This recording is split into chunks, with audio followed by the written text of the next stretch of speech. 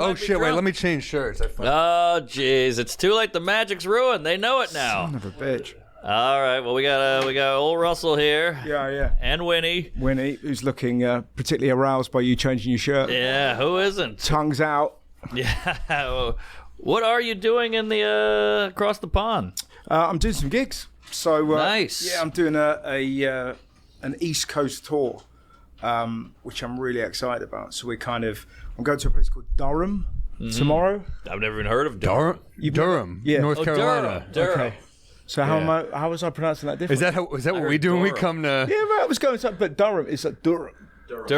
Durham. Yeah. You so got it's, it. It's Durham in the UK, and it's weirdly a very kind of posh place in the UK, right up the north. So it's in quite. Yeah, that's not what it is here. Yeah, right. But it's in a very skanky area in the north of England, and yet it's quite sort of posh. No, interesting. Durham's a cool city. I mean, North Carolina is pretty cool. I mean, Pretty the cool. big cities there.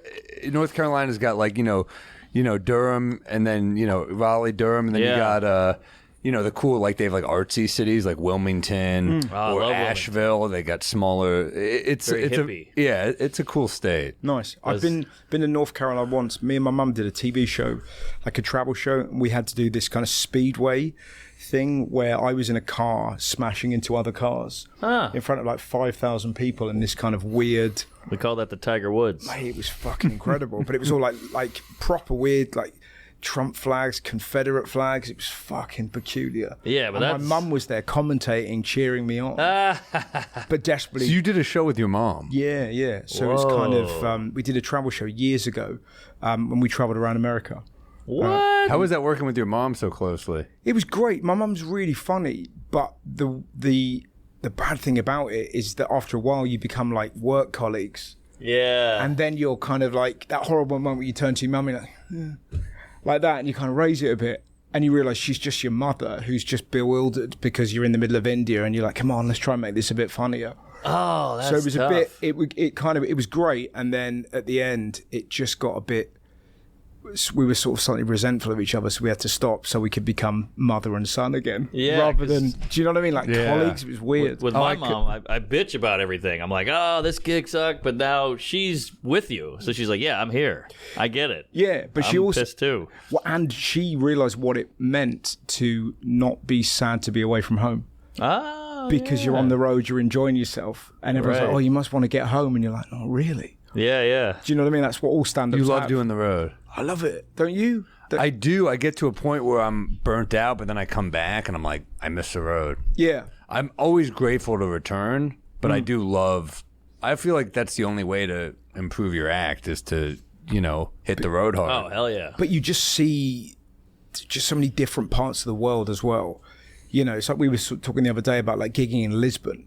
You learn so much about stand-up, seeing if you can make your act work in Portugal. Yeah, Do you know what I mean? exactly. And they're listening to you in their second language. Right. And stuff works, or stuff dies, and you sort of see how strange your culture is compared to theirs. And Well, I think you'll find the East Coast, because when I got to Dublin and London, I was like, all right, I'm home. Because, Lisbon it felt like a barrier, and like Germany was a little barrier, but those two, or Manchester or Birmingham, that was like, all right, I can just do my act. Yeah. I can be myself. I don't have to like try to adapt a little bit. yeah, Holland is the big one for me. Have you gigged in Holland? Oh, I did Amsterdam. Yeah, fuck me. Because they don't laugh. It's just They don't like, laugh. that was amusing. Here are my teeth. Yeah. For like an hour. They just smile at you. And They they clap. smile, and then at the end they go ballistic, and you realise that the gig's gone fine. but it's why is that? because they're concentrating so hard. They speak 5 languages, and you're there just churning out language. Yeah. And you think you're speaking at a normal pace, but words like nicking a cow doesn't mean stealing a cow. It means cutting a cow. So they've gone on different variations. Right. Do you know I've what I never mean? heard. I mean, I don't know Nicky Nickow either. Exactly. That's what I mean. So I was talking about this in Denmark, and I just said the phrase, one of my mates got pissed and nicked a cow, which in America would mean my mate got angry and stole a cow, but it meant he got drunk and he nicked a cow. Well, how do you Sort of like- steal a cow? Well, exactly. That was the whole point of I it. see. He was bullshitting. But okay. the point is they went on a different journey. Do you know what I gotcha. mean? And Of it's course. like, just, you sort of realise the importance of words Yeah, well, yeah. everywhere. Do you know what I mean? It's the whole business. But I noticed the prettier, don't take this the wrong way, the prettier the city, the worse the crowd.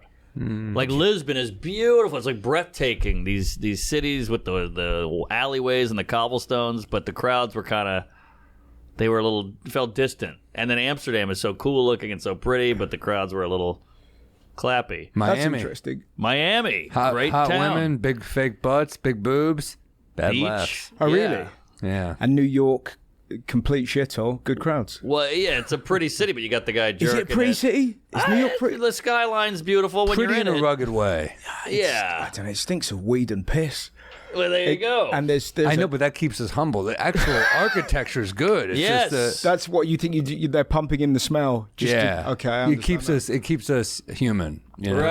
Right, exactly. You There need is. it. I've been on the subway twice, and I've seen 3 arseholes and 1 bloke jacking off. And Really? None of them. I None thought of you meant us. no. But they were just so like. This guy was just jacking off in a real ho hum. Like that, and it's like, surely if you're beating off in public, there should be a bit of excitement to it. And Nothing. And nobody was. Everyone was just like, oh, another day, another guy jacking off. It Yeah. Here it's like directions. You take a left of the jerking off guy. You know, it's pretty common. Yeah, what if he's not there? He'll be there. Yeah, he's be on the there. D train Yeah. every time. My mom. This is what I learned a lot about my mom. She came here to come visit me. And I was like, take the F to meet me, and we went out to dinner, and there was a guy jerking it, and she didn't bring it up till like 2 hours into the night. She's like, I miss your father. Yeah, but I was like, hey, mom's fun. She doesn't, like most women, pearl grabbing. Oh, but my mom was like, oh yeah, there was a guy jerking it. Do you know, my mum did that as well. How funny that in a flat that I used to live in, Maida Vale, there was a guy who was, I'm probably thinking about this because of Winnie, but he was getting jacked off by his girlfriend, and he was holding a dog on a lead next to a tree. And my mum went, and I didn't know this was the scene that my mum was beckoning me towards, but she was Yeah. like, look out the window. Oh, Like, so my wow. mum kind of took me to this kind of live OnlyFans, Yeah, you know. yeah. But she just didn't care. She's like, look at that. See, So he's that's a cool he's mom. getting jerked off, and the dog's on a walk. Yeah, and the dog was, yeah, exactly. So That's a bad walk for the It's dog. a terrible walk, but there's so much going on. The dog Yeah. and the dog looked like this had happened before. Ah, walking away. The dog wasn't looking at him as if to go, "Oh, come on, Jeff." Right, right. Do you know what I mean, Winnie? It was that sense of That's how he lost the eye. Yeah. He got hit with jizz. It ruined him. Her. Sorry, I don't want to misgender. What do we got here? These are some treats. Oh, Give her, she's been okay. good. You gotta give her some treats. What is that? It's like beef jerky for dogs. I thought that looked like weed from here. I was just Yeah. like, Oh, well, it's got some weed in it. That doesn't look like a She's dog. gonna be spinning. Yeah. By the way, I got turned down for life insurance because I smoke weed. I didn't know that was a thing. Why are you telling? I was trying to be honest. Well, weed's healthy now. Glaucoma and arthritis. Like, None of those. Yeah. Were you doing it during? You didn't roll up with a joint. well, I'm not a you're like, weed guy. I need some life insurance. Because that'll stop them pretty quick. But I'm like, Just tapping heroin into your arm. I need it now. well, I was just like, hey, I'll take an edible every now and then go to bed. I don't even like weed, only to go to bed. And they were like, ooh, I didn't know that. And then they, marked some stuff off. So hang on a minute. So you now have no life insurance because of that? Yes, but I'm like, does Snoop Dogg not have life insurance or Willie Nelson? What are we doing here? Probably not. I guess not. I guess they're rich enough, but I don't was think Willie shocked. Nelson needs it. That guy's gonna live did you- forever. Yeah. But why did you say? I just said I took an edible a couple times to go to bed. I don't even do it that much anymore. And they were like, oh, really? What? I don't understand why that disqualifies. I didn't think it would. I was trying to be honest. Yeah. I don't even do it anymore. It was a phase. And you can't bring them back No, once you're done, you're done. It's like an elimination from the island. I'm out. unless you come back and you go, listen, I was under some pretty heavy drugs there. I was on acid that day, which I no longer take, and I lied. I don't take What, edibles. is life insurance? That's because you're married now. Is that why you're getting that? Yeah, and you get a little text, something or other. So I was like, all right, I'll try to beat the I feel like system. they're always doing the life insurance thing in like the movie where you kill a spouse. Oh, it's always Right, you that. always get like the deal, and you're just like, it was up to 800,000, and then it's like, and he dropped dead. Yeah. You know, that's like the fucking life insurance That's thing. true, and they always say the number every time. Like, oh yeah, they were going great, then they got married, and then she found out she could get 38 grand. That was double indemnity. If you fall off a train, you get like an extra. They double it, so it'd have to be like an extra whatever. Oh, yeah. Yeah, because if it was like a peculiar death, it would have a clause in it, so it'd be an even more amount of money. Right. We have to do it in the UK. If you buy a house, you have to have kind of life insurance. Why is that? I don't know. I guess so that they can retrieve it if something goes bad. If your partner can then pay the mortgage, I guess. I love the idea of Epstein, like, I'm trying to buy this island. And then having to fill out the forms. Thank you. You can, that island's for sale. That was clearly the worst bit of his life. Admin. I hate admin. He's paying for life insurance. How could it get any worse than this? Exactly. But imagine that, a documentary that just focuses on all the shit bits of his life. Egg-shaped penis, too. Yeah. That's the rumor. Yeah. Is that right? Egg-shaped. Yeah. Epstein. Yeah. Yeah. Weird egg. Look it up. They might have a photo. You know what's weird is Jelane's vagina was shaped like a beater. So, kind of perfect for each other. Woo, beater. What are we having to look for? Buzzer beater. We're looking for egg. I'm okay. Thank you, though. Yeah, you're not a Diet Coke guy. No, we got Russell 19 Diet Cokes. Egg. You're a Diet Coke guy. Do you coffee and Diet Coke? No, That's a weird combo. Yeah, it's silly, isn't it? It's just, I'm really struggling with to be honest, it's the first time I've ever spoke about my caffeine needs whilst also looking at egg-shaped penises. This doesn't help us. It's just a bunch of eggs in the shape of a dick. Yeah. I mean, that one on the right, that is... do we have to blur that, or can we show it? I don't We know. can show. That's more of a... That looks like an ear that's been ripped off in a traffic accident, doesn't it? Do you know what I mean? That's a high impact. It looks like a penis on one of those, like, science experiment things. You know? Oh, yeah. Egg shape. That's kind of fun. Apparently Harvey had a wacky dick, too. Yeah, I heard that. It was that it was all got, like, it didn't have holes in or something like that, and he sort of Holes? Yeah. That's what I heard. One hole. No. It had like many holes. Oh, many holes. So he had to hold it like a recorder. Like, apparently, like, yeah, when he pissed. But again, it's as soon as you hear Pete, twinkle, twinkle, little star. Well, this is it. But as soon as you hear, and my friend Sam told me that rumor, and I can't shake it. But yeah, I like caffeine. Well, there's a pattern here with the weird dicks, and like even Hitler had one ball. So And a micro penis. And a micro. So male genitalia will dictate your whole personality. So from the TV Naked Attraction, you could surmise whether or not people are insane. Have you seen that show? I haven't seen it, no. Apparently it's just come over here, and basically it's where British people it's on HBO, which, you know, really shows that HBO is struggling. You know, this is a network that made The Wire. Yeah. And now you've imported a show where English people are naked. Basically, a screen goes up and then you see their junk or their vagina, and the lady or the man just goes over and sort of looks at them and judges them. Whoa. And then It's like Blind Date, but backwards. completely. Yeah. And then and then one person gets voted off. And then eventually they see the person whole, and then they go on a date fully clothed.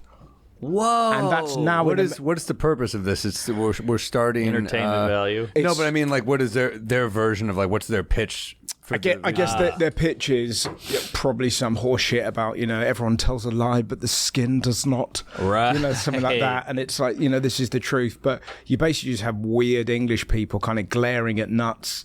Yeah. And the kind of host is going, so do you like a full bush? Or do you like it trimmed back, Darren? You know, and he's like, I don't mind really, in between, you know what I mean? Yeah. And apparently we've had this show for like a decade, but it's just come over to America. I can't wait. And I read a story that you were kind of understandably horrified. Yeah. But this is what we've been doing for 10 years. But Man. What is weird? I was watching this Roman Empire docudrama on Netflix, and it's pretty cool. It's pretty fun, but it's also hilarious that every actor is gorgeous. Like the women, the women that like Caligula is fucking. You're like, all right, they have giant fake tits and a shaved vagina, which I'm like, I don't think they were waxing in ancient Rome. The tramp stamp is unbelievable. They had a bush in the 80s. I don't think they were fucking clean in ancient Rome, but it's pretty fun. I mean, it's like Caesar, Caligula. Well, you can't go wrong because it's like Game of Thrones. It's action, it's tits, and history. It's drama, and history and dragons. So you put enough of everything in there, and somebody will watch. dragons have really stood the test of time, haven't they? Yes. They've kind of always been around. Things have come and gone, but the dragon has remained pretty That's true. pretty strong, and it's always fascinated me as to why. But it's like some countries have a dragon on their flag. Yes. The Welsh, it's a dragon. Really? Yeah, man. It's a big red dragon. China does the dragon parade thing every year. Yeah, people love dragons and dragon queens. But yeah, a lot of dragon. Dragon roll. Yes, Komodo. Yeah. Dragon queen sounds like something, a very right-wing person would do at school. Do you know what I mean? Getting them out. Right. Yeah, everybody loves a dragon. Something the What the hell centaur is that? fell off. That's a Komodo dragon. Full deer. Oh, Well, don't pull that up because we won't talk. Yeah. We'll just be enjoying it. See, this is the. Just swallows that thing whole. Oh man, that's hard. It's like the porn star of the animal kingdom. I mean, that's Deep throat. So I saw and then it. And so you mentioned, by the way, you came in, you go, is that Dog Day Afternoon? It's just a sweaty picture of Pacino. Are you a film guy? Yeah. So, funnily enough, my friend Joe Maggio, who is he did the sound on the TV show that I did in America. He said the other day that Dog Day Afternoon is the best film ever made. So I would say it's in my top 10. So top 5. Yeah. But for me, I mean, personally, it's New York. It's got the thrills of a heist, like a bank robbery movie, but then it's got drama. It's funny. Trans. It's got the trans thing, but they handle it in such a progressive way. Yeah. It's pretty. I think it's one of the best movies ever made for me. I saw it for the first time 2 days ago. It's incredible. It's incredible. But it's so tense. Yes. And the fact that they're sweating, there's more sweat as it goes on. Yeah. John Cazale is in 4 movies, and they were all 5, and they're all nominated for Best Picture. We got The then he gets Conversation, Godfather 1 and 2, The He's Deer Fredo. Hunter, and Dog Day. So you're in 5 movies, insane. and you're dating Meryl Streep. You can't be on a hotter streak. Yes. Yeah. If you die in love with Meryl Streep in a relationship, you won. Wow. She often said that. Yeah, that was her thing. Yeah. You die tonight, you've won. Yeah, on his deathbed. Congratulations, you really crushed it, buddy. Just as he's choking out, you made it. I mean, say hey to God, and then you see God, and it's Meryl Streep. that movie is it's so good, man. And there's another one that Salacuse and I love. That's like part of that kind of vibe of 70s flicks. The original Taking of Pelham 1, 2, 3. Oh yeah, that's a great classic. film. That's another one, I think. You know. Well, what are you're a movie guy? What are your favorites? Oh God, that's a tough question, isn't it? I think the film I've watched the most is probably The Royal Tenenbaums. Oh, that's a great movie. That's a great. I just think, because I got 2 nephews at the minute, and they look like they need a bit of royal. Do you know what I mean? Like me and my brother often sort of say, "They're 2 kids that need to go to a dogfight." They just need a bit of rough and tumble. Right. You know? They kind of need. I love that film. Great movie. That was when Wes Anderson was really cooking. Because no offense, but Asteroid City. I mean, it's like he's jerking off. I thought that was. Oh yeah, I didn't see that one. There's a new one with Benedict Cumberbatch as well, where someone needs to sort of just shake him a bit. Yes, and go, yes. Mate, come on, it looks beautiful. You've got to tell stories. Exactly. Well, they always look beautiful, but for me, Rushmore is probably my favorite one. That's Rushmore's my favorite. good. But I love Royal Tenenbaums. Tenenbaums as well. is good. Grand Budapest Hotel's great. That was Yeah. incredible. That's a really Incredible funny movie. film. But that's where I feel like he's starting to go too Wessy. But it's got heart without Sure, being annoying. it's still good. That's a very hard line to walk. Yeah, you and know? there's some beautiful lines in it as well. Like the bit when they kind of stab each other, and he goes, "I suppose you'd call that a score draw." Like there's some really, forgive me, Zero, my dear friend. There's some beautiful, heartfelt moments. What makes it extra interesting is that Willem Dafoe in that film is a absolute dead ringer for my dad. no way. Yeah, so and he has a real menace in that film, and my dad's quite a peculiar bloke. So when he throws the cat out the window, that isn't inconceivable that that's something my dad could do. Like, I've seen my dad kill a rabbit with a spade. Oh, So, jeez. But the rabbit had myxomatosis, but we didn't know that. Yeah. There was no explanation. He just picked up the spade and went to it. Damn. Yeah. Does your dad also have a huge dong? Because Willem Dafoe, his dong is so big that they have to edit, like CGI his package to look smaller, No, they or else it would be don't. distracting. I don't think that happens. Isn't he a tiny guy? That doesn't, Wow, that doesn't stop. Is it proportional? I mean, No. proportionally, it's huge. I mean, but Yes. is it just? I think yeah. it's huge. Interesting. Well, did you ever see him in that movie To Live and Die in L.A.?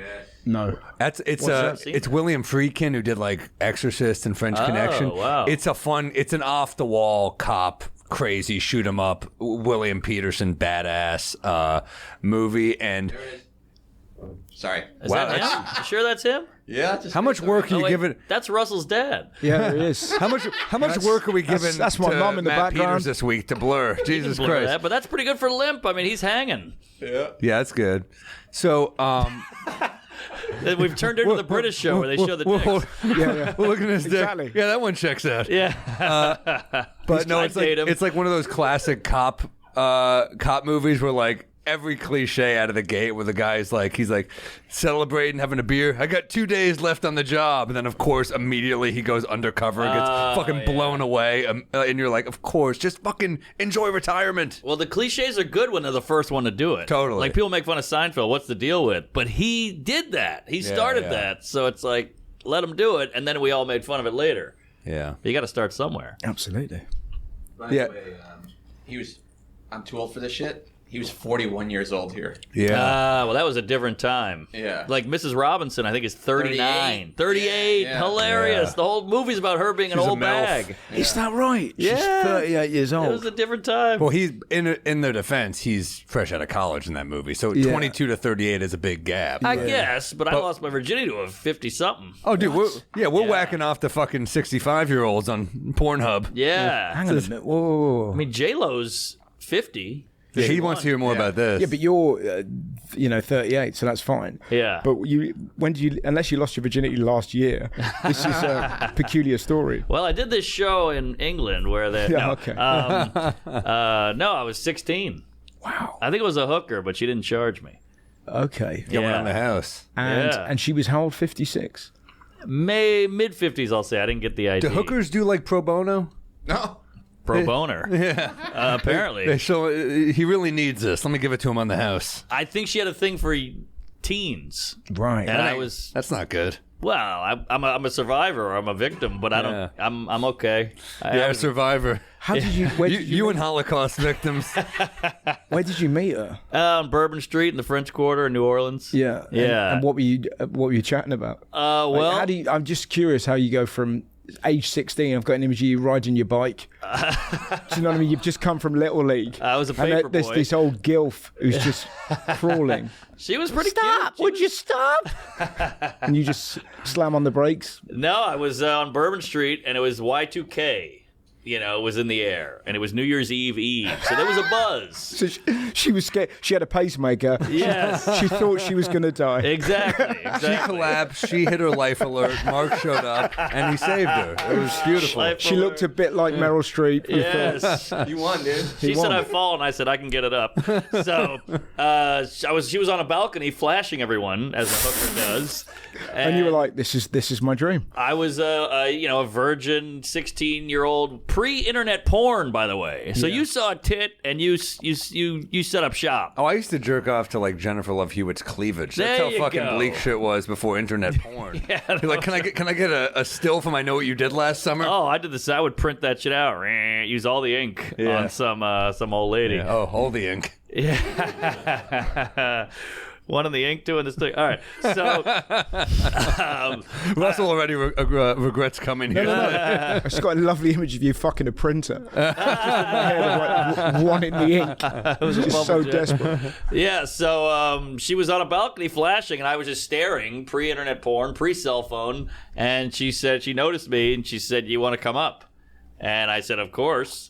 And then I couldn't get in. The hotel wouldn't let me in. There was That was like your version of Carson inviting you over to the couch. yeah, yeah, and they were the same age, and And you did a type 5. yeah. I wish. It was more like a night two. Yeah, no bad closer, and I didn't Except get invited back. that was exactly where I was going. Exactly.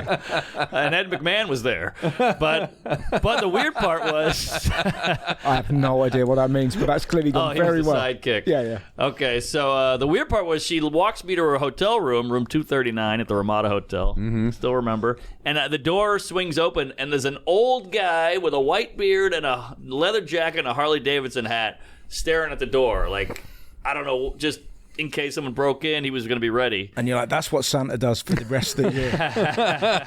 Yeah. He left his mall gig. He was like, this will be the rest of exactly. I went down her chimney. But either way, he goes, it was me and two buddies. And he goes, which one is it? And she points to me. And he took my two friends on the balcony. And I was like, oh, we're going to get killed. We're dying. This is a whole thing. And then I banged her. Yeah. And they went on the balcony and drank. And that was that. Fuck me. And he just hung out outside? Hung out outside and got drunk with these two other 16-year-old idiots. Wow. Jeez, that's an incredible... So I was 15, Hey! and it was underneath a bridge, Whoa! an army camp for kids that they thought weren't going to do well in their exams. and we kind of went there for a week. What? And there were sort of boys and girls, and this girl took a shining to me, and she sort of said, "Oh, do you want to come under the bridge?"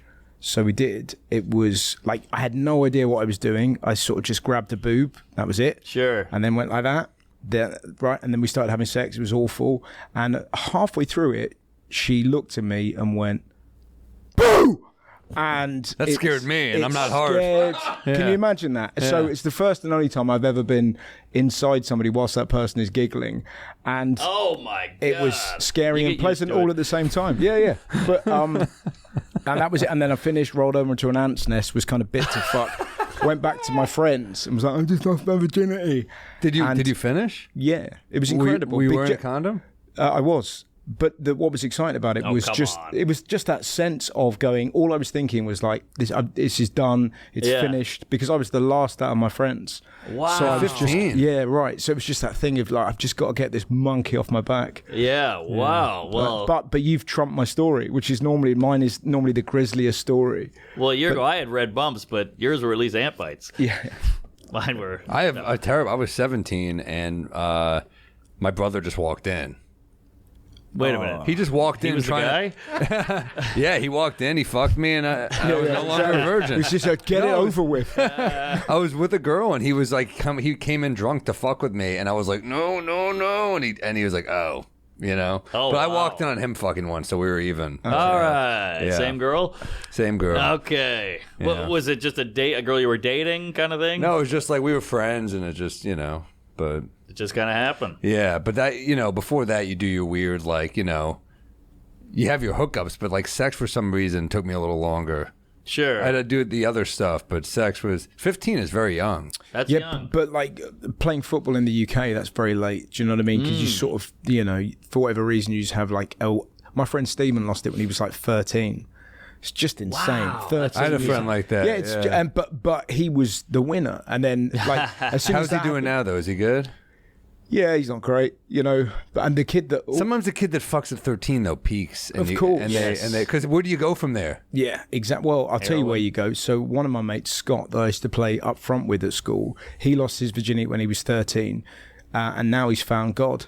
So he's gone the whole way, and he was the kid at school. Whenever there was a fight, the fight had to end quickly because Scott would turn up and start fighting both people. Oh, I know the type. Yeah, he was top show. I remember once we were at this sort of like this beer festival, but it was also like a jazz festival in some bit of England, a place called Hampshire, right? And Scott turned to me and said, "We should throw shit at their tents." Oh boy! And he was so hard and so scary that you're like, yeah. And he went, "No, seriously." And he put his hand in his pocket and he had a turd.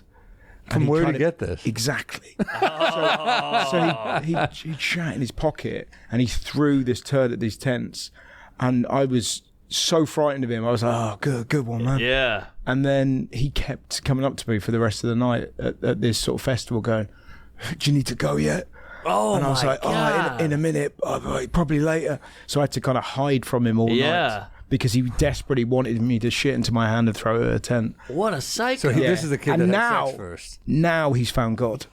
Finally. Yeah. So it's kind of, he's been on a wild journey. Which God? Yeah. You hope No one else. That's a really good God point. of poop. Nobody turned around. Like as soon as I found God, everyone still backed away from him. Right. Because he's fucking terrifying. It could be an ISIS. We don't know. Well, you think these people that find God, they're either like really chill or they're the most unbearable. Like, what did you do? Yeah. In your past life that you had to do this. Yeah. But I always thought with Scott, it was a bit like God taking a footballer off before he gets a red card. Do you know what I mean? It was like God's way of going, "Okay, come on. Exactly. Enough of this. You've thrown enough shit at tents. You need to go preach." Is he married? I wouldn't have thought so. Okay. Yeah, he was fucking crazy. The crazy of those guys, I grew up with guys like that. Not a shit in the pocket. That's a whole other level. But no glove or anything. He's just hurling it bare. No, hand? he just took it out of his pocket and threw it, and went, "Go on then. Now you go."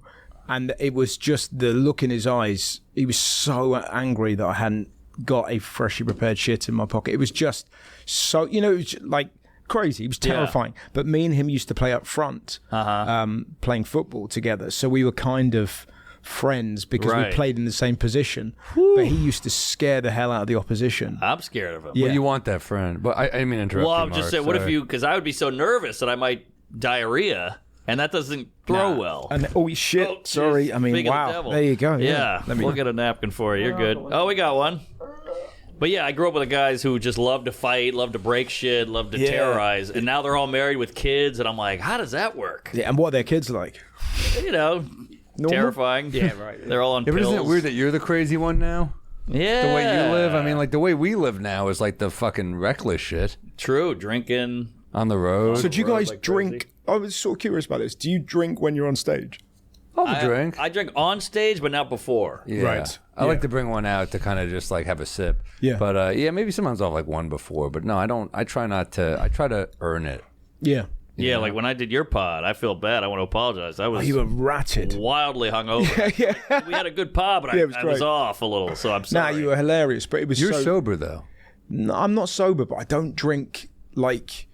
I've never done a gig drunk. I've never got to that. I'll drink if I'm kind of with my mates, but I wouldn't drink at home. I just don't feel. I'm sort of super lucky. I've got quite a few pals who've had sort of trouble with booze. I'm so sort of envious. Like, not, the very fact that I can just go, I'll have a glass of wine. No, that's my a friend John gift. is just like, how can you just have one? Yeah, Do you know yeah. what I mean? It's sort of, I just don't have that kind of urge. That's a good gift. It's kind of like not being attracted to kids.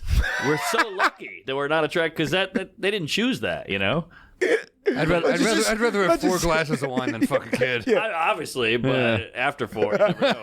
But I'm just imagine saying. the look of And like bafflement. that, we've been demonetized again. Yeah. But the look of bafflement from the bartender if you just had one glass of red wine and go, I don't need another one, and I don't need to fuck kids.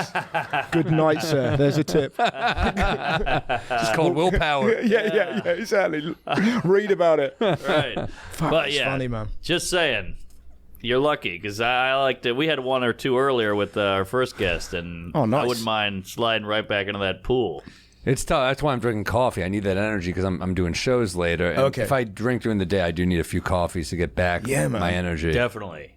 Although I tell you what's really exciting, if you have like an all day session and you manage to get drunk twice, that's really good fun. When you kind of like start off and you get a bit pissed, and then you sort of have a few coffees, and then you sort of power up again later. That's impressive. I mean, that's why the Mad Men stuff. You're like, no one of these guys died at 58. They all got heart attacks and all this shit because they were just drinking at noon. Like, oh, I got a toothache, let me drink. Oh, I have a headache, let me drink. Oh, my wife sucks, let me drink. That was the cure-all. But it looks fun. Oh, it looked great. The director for my TV show is, I think, like the last kind of connection to old showbiz because he drinks. Yeah. Like he'll have like wine at lunch and then wine with the main show, and it's just like he's the only person in TV that I know, and he's the director. But Yeah. that's just what he does, and it's just kind of that thing.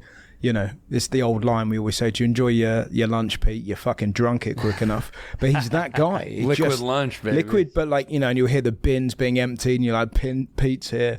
But he's the only guy I know that's like he's really good, but Yeah. fully functioning. Do you know Some what I mean? people can do it. Some Yeah, people man. can function like that. And it's a dying art. I feel like there's less and less. People are getting more sober now, I think, than But you ever. two both like incredibly sort of consistent and prolific with booze. Trying. There's a lot of shame spiraling. We're like, oh, Yeah. I gotta write more. You fucking drunk. Get it together. Yeah, I remember reading about this athlete who used to play for the Giants, Jeremy Shockey. Remember that tight end?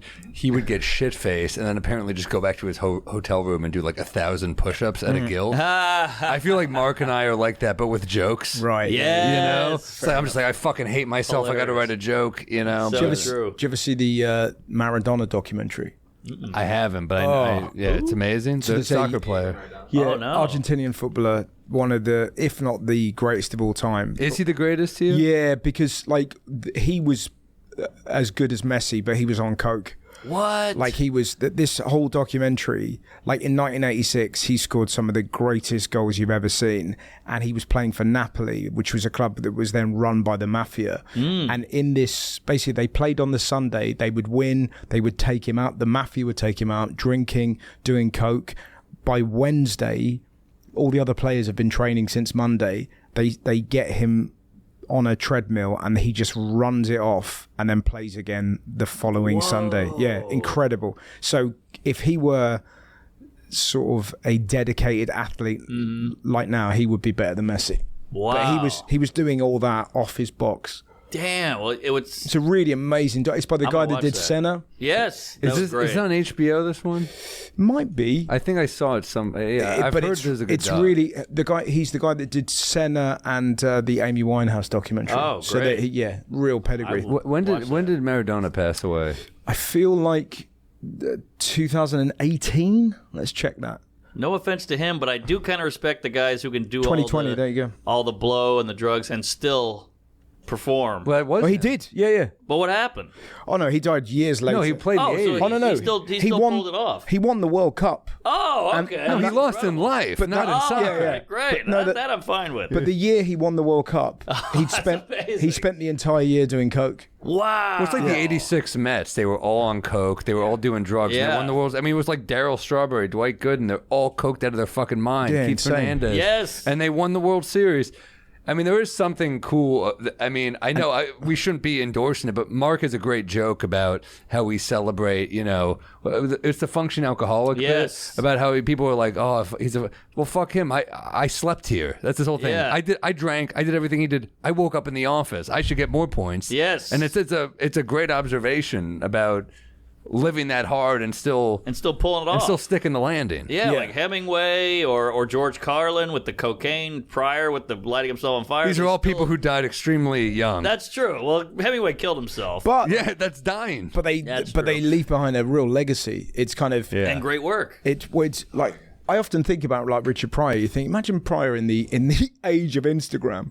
Oh my God! We're getting some good stories. Could you imagine the live feeds? Like, wow, The wife hitting alone. Pryor just went on Instagram Live, and I think he's on fire. Yeah. It's crazy. But he's shooting his car, and he's saying there might be something in this. That's why we should be so quick. Do you know what I mean? But it's just all these things. I'm in the woods. Yes. The twig. Right. But yeah, like it would be so demystifying. Of course. If you saw Carlin or Pryor or Hicks or something like that every day, and you're like, oh, okay, fine. So true. Yeah, the camera has fucked a lot. It's helped a lot of us with all the clips and the content and the exposure. But it would have, I mean, the shit we get mad at people for now, like Lizzo shamed an employee. You're like, Pryor beat the shit out of his wife with a champagne bottle. Carlin's doing blow off of my ass. We're all doing that. I mean, John Lennon hit his wife. Like, I wonder if it would have been a little. story. Do you think the Lizzo thing would have been a story in like the 80s, or do you think it would have just come out in like a memoir or something? Totally. Yeah, no chance. By the way, I have to break in here. This is Maradona scoring a goal. His coach comes out with coke on his wrist and gives it to him. Oh my God, that's a good assistant. Here's the coach in blue. Good coach. Take your medicine. There you go. Wow, that's incredible. Jesus Christ. Oh my God. Not exactly a strategic mastermind. I mean, that is there is some lax. Draw up a play. There's some lax drug regulations right. there of like Jesus Christ. You see guys now that like drawing shit up on a notepad. This guy just walks out with a forearm.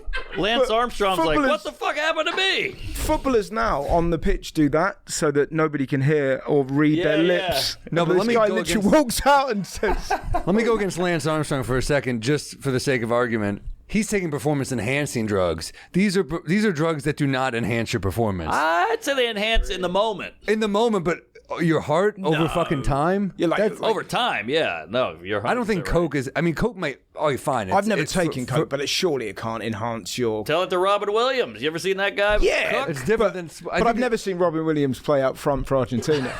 and I listen, I'd like to have seen that. Yeah, I would love it. Also, if you did coke off his arms, it would get lost in the hair. But yeah, no, all right, you got a point. I think there's a moment, maybe for like focus, it'll help Focus. you. But I think for cardio, it's got to fuck your heart up and your There's and your no wind. way, man. Oh, of course. Maybe I'm completely wrong on this. Well, that's I why don't know. Carlin died at 71, you know? Yeah, but that's a decent age. That's decent for... 71. The older you get, it doesn't feel decent.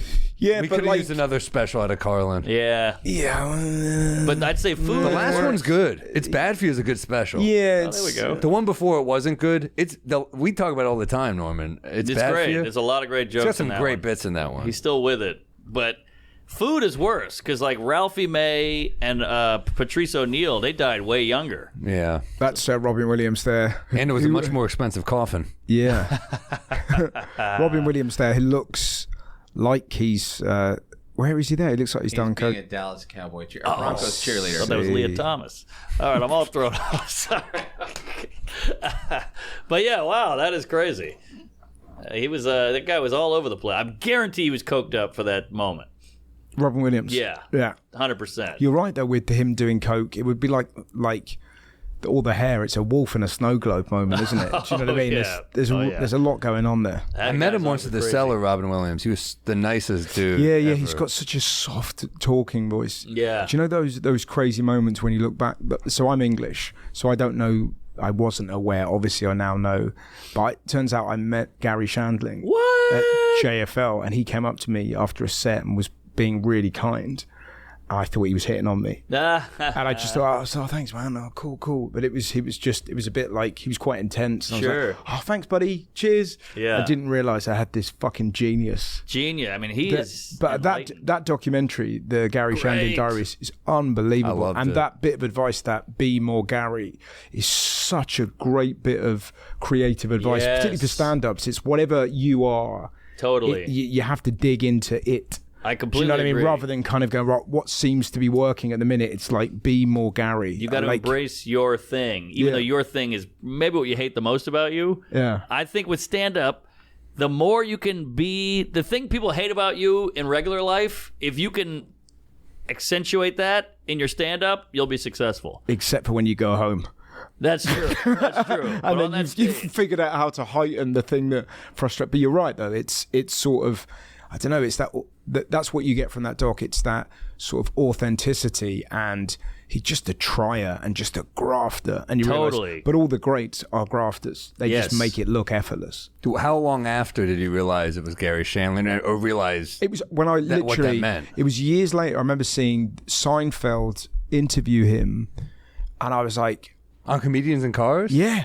So you never saw Larry Sanders No. or stand up? I'm rewatching it currently. It's so good. But this is what I mean. So and then it's so frustrating that I don't know, even Seinfeld, the sitcom, didn't really break in the UK. Wow. It's just not really a thing. Yeah. So there's as a Well, cultural, who are guys for you that were like, these these are our guys, like you're equivalent to Jerry, to you? Not there's a stand-up. Probably there's a guy called Frank Skinner, or Billy Connolly is probably our Billy big Connolly's Scottish funny. guy.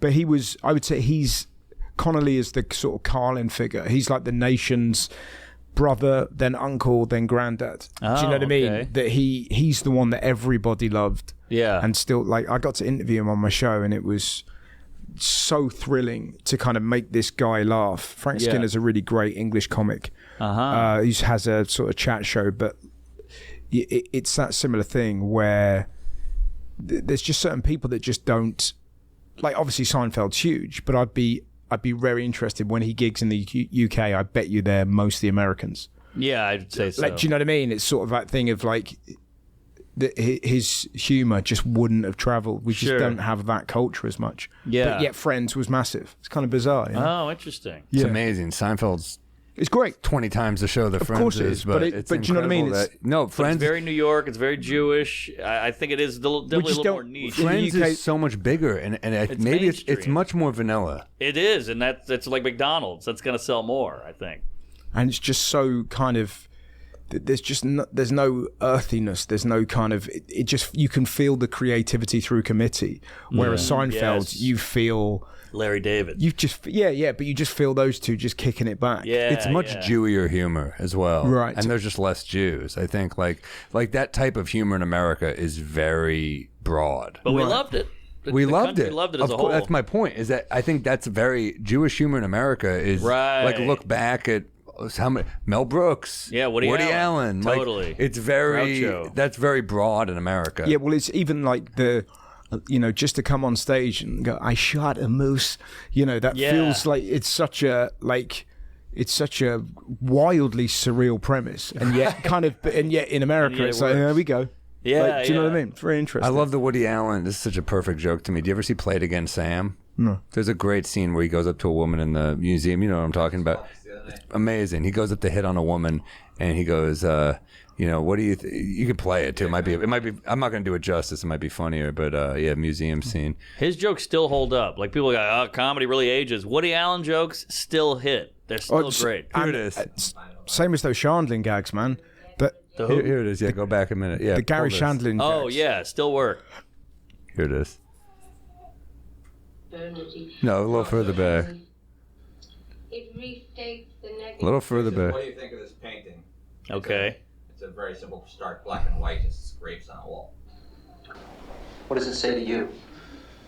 It restates the negativeness of the universe, the hideous, lonely emptiness of existence, nothingness, the predicament of man forced to live in a barren, godless eternity, like a tiny flame flickering in an immense void with nothing but waste, horror and degradation, forming a useless, bleak straitjacket in a black, absurd cosmos. What are you doing Saturday night? Committing suicide. What about Friday night? That's great. That's just a great joke. That's a great joke. She killed it too, by the way. She fucking nailed that monologue. But yeah, what about Monty Python? Was that again not really a thing? It wasn't. What? So the films, Life of Brian, Holy Grail, Meaning of Life, they were played, and you had a video and you saw those. But the series was never on TV. What? Like we only had 4 channels when I was growing up, so they just didn't. 40 Towers never shown. How about The Office? The Office, yeah. So The Office was so what's that? That's 98. So that would have been. I just started doing stand up, and it was that was like seminal. But that was so great. It just felt so original, and it feels so English. I know obviously the American Office has done it so well, but like that first one is so like even the way Gervais looks then. Like, do you know what I mean? He just doesn't. Look, he doesn't look like somebody like that guy. Isn't getting in Friends. Yeah, do you know what I mean? Yes. And he just all of them. The voice perfectly matches the body. Yes. You know, it's so well cast. It's so funny. Can I say this about? It had that cringe factor, which the American one has, but this one had it. On and that steroids. well, the problem with this guy too is so great. The cool boss. He's incredible. But right. what's amazing is that basically. Like Gervais affected comedic acting, I would say, in the world, but definitely in the UK. But that kind of stilted, Oh yeah. You see that all the time, where people instead of doing sort of punchlines, it's just that. Nah. Yeah. So, do you know what I mean? That kind of drifty shit. Totally. I sort of fused. Weirdly, Where did he come from? Weirdly, he used to manage bands. My tour manager, my tour manager Kumar knows him because he used to manage. Bands at UCL, which is a God, can you imagine having a manager that funny? Yeah, man. Right. So just funny. that. Geez, this. Even his face, like the face, the movements, the way he bites his lip, it's all great. Come on. And you got to hand it to Michael Scott, or not Michael Scott, Steve Carell, because he made it his own somehow. Oh yeah, because this is so iconic. It's rare to see it remade and still be funny in a new way. Totally. But it must have been so hard filming that. Can you imagine that? Like, there's a reason those cutaways are done in singles. Yeah. Do you know what I mean? Because it's just this sad rivalry he has with the better-looking boss. I always think of the scene where the boss is always wearing like cool designer stuff. And Ricky Gervais walks in, he's like, "This jacket, Sergio Giorgini." Yeah. They're like, what? Who is that? It's so funny, but it taps into the ego and it's how insecure people are and how we just want to be loved. There's so much more to The Office than my funny. brother couldn't be more David Brent if he tried. He's really? He's so funny. He told a story the other day to my friend Steve that used to write on my TV show. He was kind of going, I was in the office the other day, and my brother talks as if he's a comic. He could be a comic. He's funny enough. But he kind of, I was in the office the other day doing a bit of gear and, they didn't laugh. And I kind of went up to them and I was like, why aren't you laughing? And they said, it was just too funny, so we're going to laugh later. But that could be a scene from The Office. Yeah, totally. So the way my brother now retells stories, he'll say what he said and then I said this and everyone's like, laugh, applause. Shut up. But so he kind of self-congratulates himself. It's really fascinating. But that's what I mean. there's a lot of guys that kind of learnt how to ape Gervais. Yeah. Do you know what I mean? And it's kind of like certainly in sort of sitcoms in the UK, it really affected them. That's hasn't been much great stuff since. Ooh. But like, you know what I mean? Who else were you guys though, as a stand-up? As a stand-up, so I started off, it was Connolly, I'd say Frank Skinner, and then kind of once I got into stand-up, when I was about sort of 16, I kind of got into like Hicks and kind of Richard Pryor, and then belatedly Carlin I got into, and then Izzard, I guess. Oh, Izzard's do you know great. what I mean? Yeah. And and then those were really.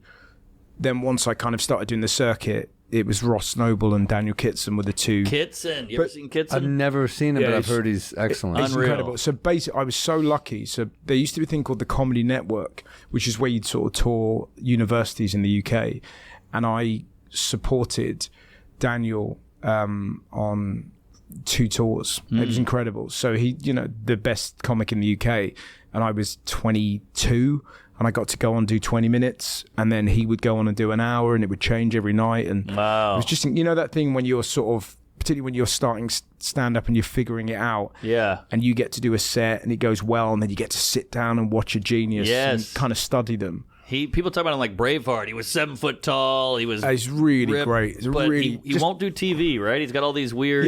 Why is that? I don't know really. It's sort of like he's a bit of a sort of a Salinger figure, I think, and he turns it over so much. So he was at the Edinburgh Festival this year with a completely new show.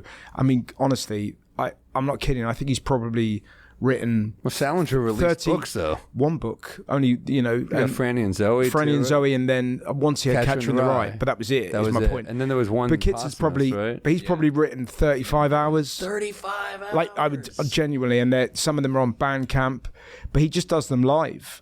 And if you're kind of in the gang and you've seen him, you kind of know. But I mean, look at him. He's funny looking. Right. He's clever. And he has a stutter. Good guy as well. He's a great guy. Yeah, he's just one of. Yeah, explain the stutter. So is that distracting on stage? He doesn't stutter on stage, but he like only stutters off stage. That's amazing. So he used to have he had loads of stuff on it, and then by the time he was like 25, he'd walk on stage and go, "Hello, my name's Daniel. I've got a stutter. Take it on trust. I've got hours of funny stuff on it. Let's move on." Right? But it just had this kind of just utter confidence. He's the word genius is slung around a lot, but when you see him in full flow, he is really something else. So I got to support him, and then the other guy I was supporting was John Oliver. So pretty lucky, really, just in terms of, and then they were my kind of like beakers. Do you know what I mean? That's who I was aiming for. It was great. It was so cool. Yeah. I learned a lot from Cosby's later work. Yeah. It was terrific. Yeah. But wow, that's incredible. What a learning experience. Yeah, it was amazing, man. So, but those, and Ross Noble, like he was so brilliant, sort of improvising comic.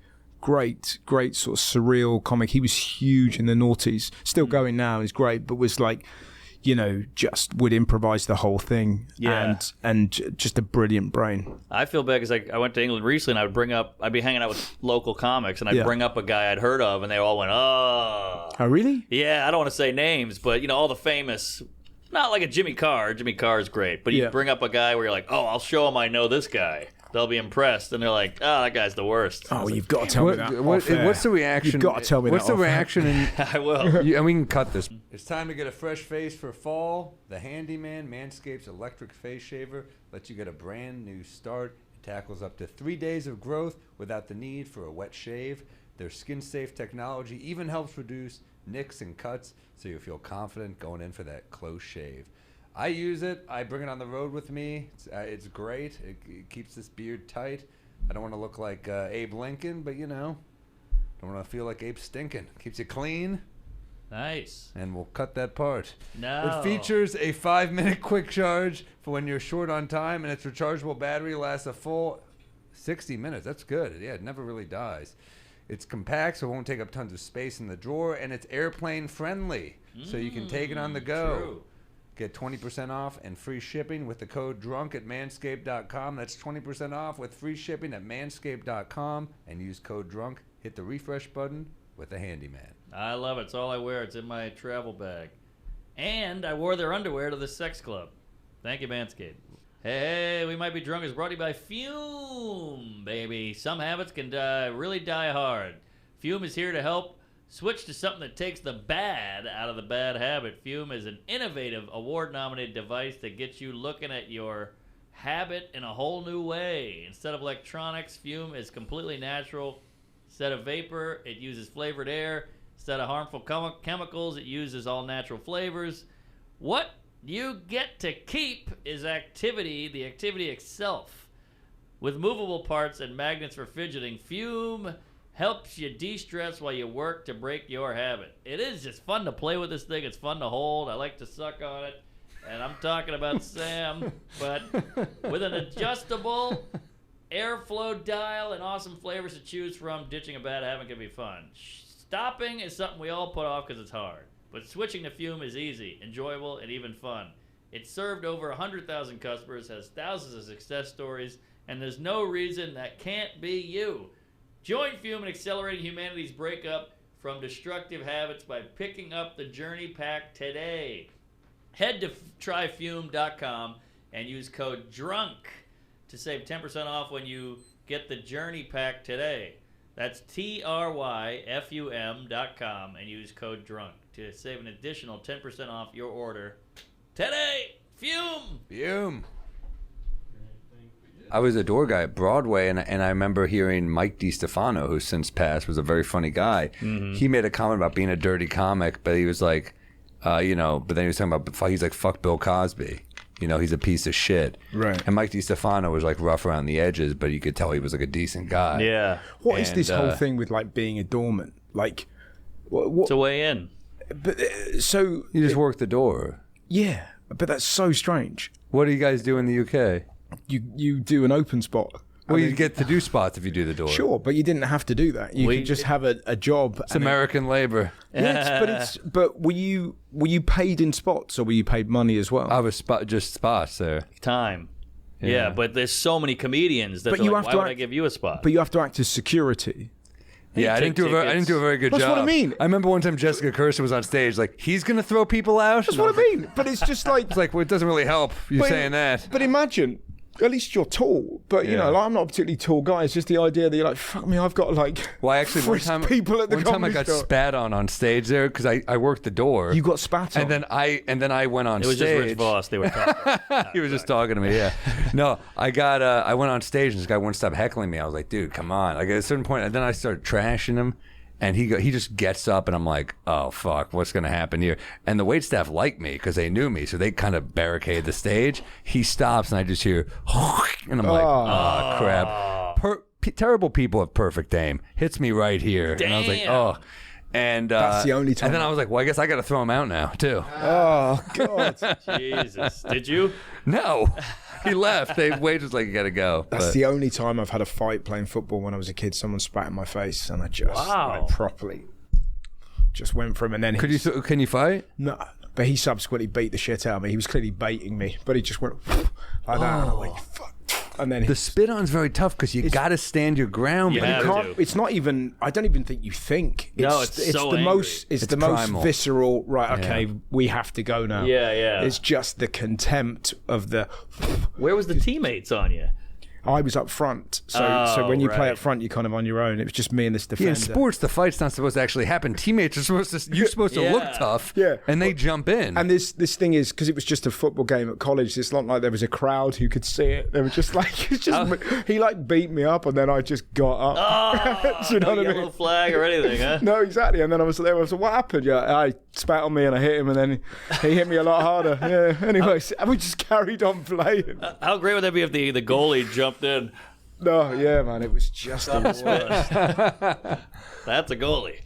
So, how often do you come to the US? So, this is my third tour. I opened for him in 09, 010, something crazy. Exactly, yeah. Where did you open for him? I think it was at the Hammerstein Ballroom, whatever the one is on the west side. We did that, and we did like Gotham a couple of times. So maybe it's the fourth, and then not Gotham, Gramercy. Oh yeah, That is a great room. great room. That is a great room. And then we did the town hall last time. So Town Hall is classic. yeah, it's amazing. It's kind of, so it's just, we're doing like an East Coast tour. We sort of zigzagged. We did like 35 shows in 33 days last year with a bus. And it's just... Do you like the tour bus? No, it was just too much because it meant... It should mean something, particularly if you're from the UK. If you're doing a gig in Chicago and people have come to see you, and I grew up in Bristol in the UK, yeah. or you're wherever you are in America, you're in Seattle, you're in LA, it's exciting, but doing that many shows that quickly, it's like, well, where are we? Yeah, What? it's so true. And you suddenly realise this isn't the way to do it. So what I'm trying to do now is just do hopefully like a 15-date run and then go home, and then later on in the year I'll do like the middle, and then later on try and do the sort of West Coast, and just try and, it's not even to kind of like fucking break it or whatever, it's like we were saying earlier, it's just to make you better as a comic. You've just got to I like putting my stuff through different cultures. Totally. Do you know what I mean? And just sort of seeing where it kind of fits. And you kind of find that the basics work everywhere. Humans are just humans. Yeah. You know, you make a fat joke and they're going to laugh because they know fat people. Oh, you look at like ancient Greek comedy from like 4000 BC. They're making like dick, fart, and rape jokes. yeah. And you're like, Well, this is the oldest comedy. Yeah, exactly. Yeah. Well, it's like you say, that Roman documentary you're watching, all the graffiti is just cocks and... Yes, do you know what I mean? It's so kind of... Your wife's a whore. Yeah, you but know? it's those kind of kind of things. That Yeah. you know, they've always been... So, I mean, that's what's so kind of maddening at the minute, is this kind of... this odd sort of attempt to kind of, for want of another word, clean up comedy. It's like, it's absurd because it's like, not going to work. If you watch like documentary from World War II, there's a brilliant one by the guy that did Billy Elliot, the film. Mm-hmm.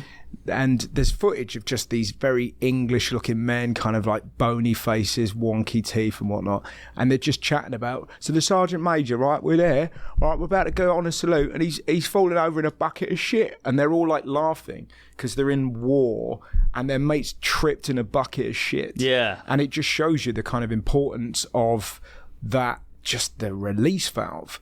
Totally. But we now live in an era where there's different types of thing. That's what's so frustrating, that somehow comedy has to be for the mainstream. No. It has to be one thing. Well, that's the problem. Totally. It can't be allowed. We can't have like death metal. Can't have a We can't, like, Right, exactly. The genres. There's not, but we know the genre, and yet somehow it's like, you know, It's literally like if it was like, dude, you can only have Marvel movies. Yeah. Exactly, man. Or it's like, but like, look at music. You've got like guys singing about the devil and Harry Styles singing about watermelon. That doesn't. rap. But music isn't just music. Yes, do you know what I mean? exactly. It's allowed a sort of a variation of scales that, for some reason, it all comes down to, well, it was comedy, and I was supposed to laugh, and you're like, well, yeah, other people did. It's like, and we try to do it a little, like people go, it's Urban Night. And you're like, but Hannibal sounds a lot different than Bruce or Earthquake. But also, that's what's frustrating about that, is whenever you try and bunch it, that also doesn't work. Where you're like, right, it's the dark comedy night, and then you're like, okay, it's going to be jokes about disabled people, and there's going to be dwarf jokes and Hitler and paedophiles, and there's then different types of dark comedy. Sure, but my point being, if you see that over and over and over and over, it's going to be a bit boring. The great thing about stand-up, audiences live are intelligent enough to go, hey, that was fucking hilarious. Actually, that mainstream guy was really funny. Yeah. Hey, that girl was really cool. They don't give a shit. Funny's but funny. For some reason, it's whenever it's kind of repackaged and sort of put through this... It's always by people that don't get what we do. Yeah. And there's always, what's frustrating, the only time that comics seem to make the news is when it's a joke that gets them in trouble. And you never have the article, audience go to watch stand-up, really enjoyed it, can't remember half of it, it was fun. Of course. Which is the you know... Brighten my night. My mom was sick, and now I feel better. Yeah. You know, they never say that article. But the same thing goes with diversity. We got to have diversity. But it's like, if 8 guys sound like John Mulaney, who are different races, it's not diverse. It's the same shit. I watched Mulaney's. There's some beautiful noises coming from that dog. I know, right? I'm actually a huge fan of Black Mulaney. That guy's awesome. Yeah, terrific. He Johnny Mac? He's good. I saw his. That didn't make sense. I saw his live show, and there's a bit in it where he's on about his dad losing his job. Have you seen that? And he's wants to get loads of photos of them together as a family. You know, there's This that is the moment. latest one. Yeah, when your dad starts breaking down and goes, "We need family photos." Yes. And he's just kind of goes, "Just fucking face the camera and smile." And he just looks to his brother and goes, "This guy's not doing too well." And it's just this beautiful bit. Yeah, He's really I really good. enjoyed that show. I thought it was great. It was sort of just it's a kind of, it's weirdly, it's a real romp through being a drug addict. Yeah. Do you know what I mean? It's kind of really funny, but it's not. And then inevitably all the reviews are like, "Why didn't he go deep enough?" And you're like, because people don't want that, man. No, You know what I mean? But they don't want Why don't these reviewers tell a guy who's mastered this shit I know. what he did wrong? Yeah, we need yeah. more of that. No, I mean, John Mulaney every comic loves Mulaney. That's why it was so interesting to me when people, no matter who you are, no matter what you do, there will be a mob after you at some point. And it's interesting. It's like this guy played it pretty clean. He had a divorce. People had this opinion on him. Yeah. And it was kind of like, People, that's human nature, though. People enjoy it. They want to prop you up, then take you down. They and then do. They prop you up again. They do, but it was an interesting one to me where I was like, yeah, people get divorced. This is not, you know, this is life. And Let a man make a mistake. People can make mistakes and not be horrible people. You can't judge them. A whole person's character on one snafu. yeah, I mean, I just think nuance. it's interesting. I mean, he got interesting material out of it too, out of the It's great. drugs and everything. That's you what know? comedy's supposed to do. Like, I saw videos of the Ukraine war on TikTok, and these soldiers are, like, fucking with each other. Yeah. And you're like, yeah, this guy might say retard or something, but they need this. They're at war. They Someone might on get their Twitter, head shut off. we got to cancel this dude. Yeah. man. This guy. Exactly, That's what I mean. Got to exactly. get rid of these dudes. Mate, well, funny enough, I've got a bit in my show exactly about that, about seeing little old ladies making missiles and giggling. Right. And you kind of go, of course they're giggling. Like, Yes. if you're in a war making missiles trying to destroy Putin, you need a laugh. Can I have a release? Yeah. Come on. But yeah, let me say two things I noticed about England that are different than here. Okay. One, you're less ageist.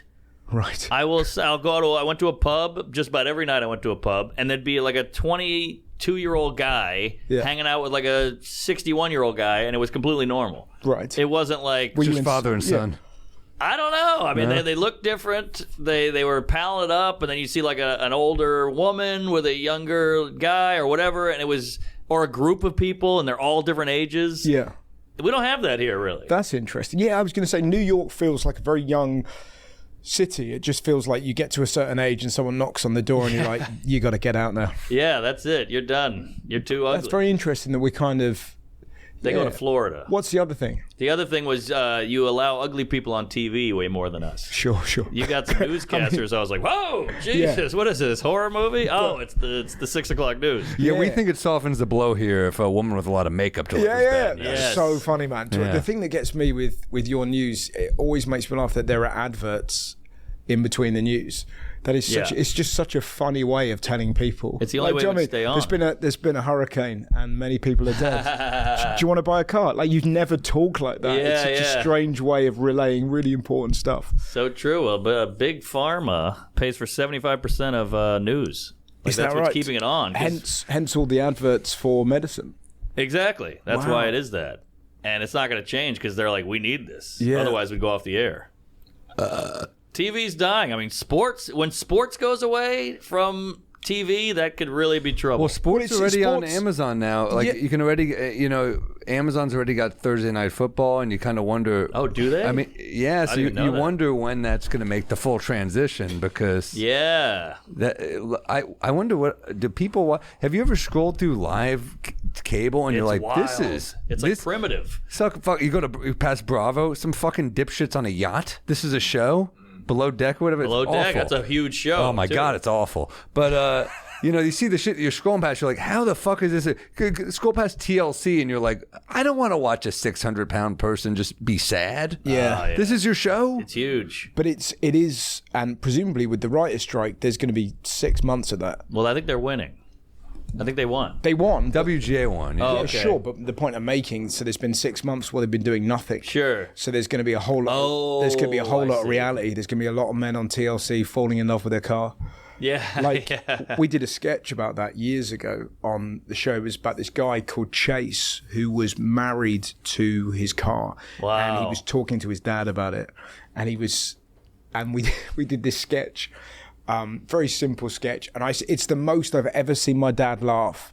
and the most horrified I've ever seen my mum, because I knew this sketch was coming. So it's basically, he tells his dad, and his dad's like, you're in a loving relationship with your car, that's fine. And then it cuts back to me in the studio, and I'm like, that'd have been very different with my dad. Cuts to the sketch, and I go, Dad, I'm in love with the car. My dad punches me. I fall to the floor, and he says, why can't you be more like your brother? And it cuts to my brother, my actual brother, with his arse out fucking a motorbike. And like really kind of hammering it. And my mum was horrified that my brother had done it. She's like, Danny, why did you let him do that? My dad, I thought he was going to die, man. That's good comedy. But it's weird though, isn't it? It's sort of that, the kind of, the mania of reality TV is, I mean, where do you go for that? Because that's now sort of drifted into Instagram. That's all it is. It's just people sharing anything. It's the easiest. And just like, so you have the madness of cable, but that's exactly the same as TikTok or Instagram. It's just desperate people trying to create a brand and telling you everything. You sort of realize how lucky we are that the great thing is we get to put clips of stand-up online or photos of you, dressed in leather, whatever sells. Yeah. But the point is, you get to put that out. You don't. But you're putting out funny things that you've created. It is great. Rather than this thing of like, could this be my thing? Is this my thing that will make you like me? Oh, you're saying we're lucky because we know our thing. Well, you know what's interesting you're about that is when you're scrolling on like an explore page on Instagram or whatever you're using, TikTok, and it's all tits and Norm Macdonald. Because it's tailored to you. Exactly. Cable is not tailored to you. That's what cable is competing with. So you're just going. It's either you're going random shit or you're like. Yeah. Well, this knows what I'll like. Yeah. And you're not winning that battle. No, you are not. That's so true. It's pretty scary, but it's going to win. But if you watch something before bed, how often is it like you scrolling? What I watch before bed, I'm like, let me watch something tried and true. Yeah. So they'll make me laugh and put me at ease. That's interesting because I can't watch stuff that makes me laugh before I go to bed. Really? I get too kind of amped up by it. I'm the same way. So me and my wife, we've watched Mad Men. That's our show over and Great over show. and over, and it's this kind of weirdly Mad Men, West Wing, and The Sopranos. American TV, baby. Yeah. But the box sets, The Wire. Oh yeah. But have you seen The Wire's tough before bed? That's a downer. But if you've seen it so many times, it becomes comforting. Yeah, and it's slow. It's a slow. But you know what I mean? No, I've definitely watched.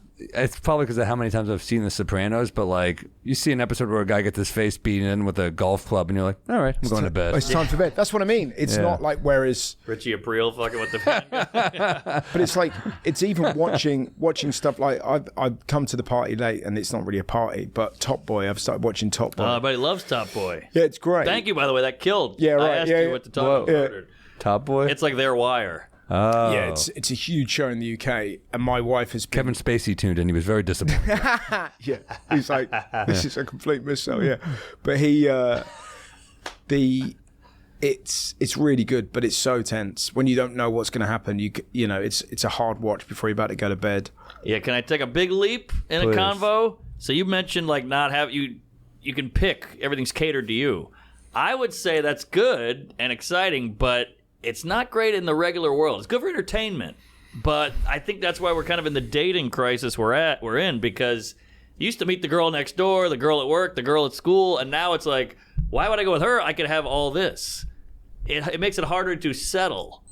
Because there's, the options on your phone, DMing, all that stuff. Exactly, and it's all catered to you, and it's never ending, basically. And it creates a FOMO that you kind of feel like, Exactly. I'm married. Look at this chick's fake ass. I could have that. I know, and she's in my area, according to this. And she's single and horny. So it's tough. There's too many options. Like you go to a diner. You know when you go to a diner, it's like, all right, they got pancakes, they got eggs, they got bacon, they got coffee. Great, give me the pancakes. But you ever go to those diners with like 900 pages and you're like, I don't know. You can't read the page. You got to know what you want. You got to just sit down and go, tuna melt. You got to just do it. That's it. But you don't have those in the UK, believe me. The American diner and the blizzard of options. Yes. It's so great. Like, I love it. Oh, okay, Because we good. don't- I was worried you're going to trash us for this. No, I love man, it too. because we don't have it. So it's like I'm the opposite. So I get there and you're like, oh, America, look at that. What's you your can have dino fries order? for breakfast, you crazy Fettuccine fuck. Alfredo, But I get, casserole. honestly, I like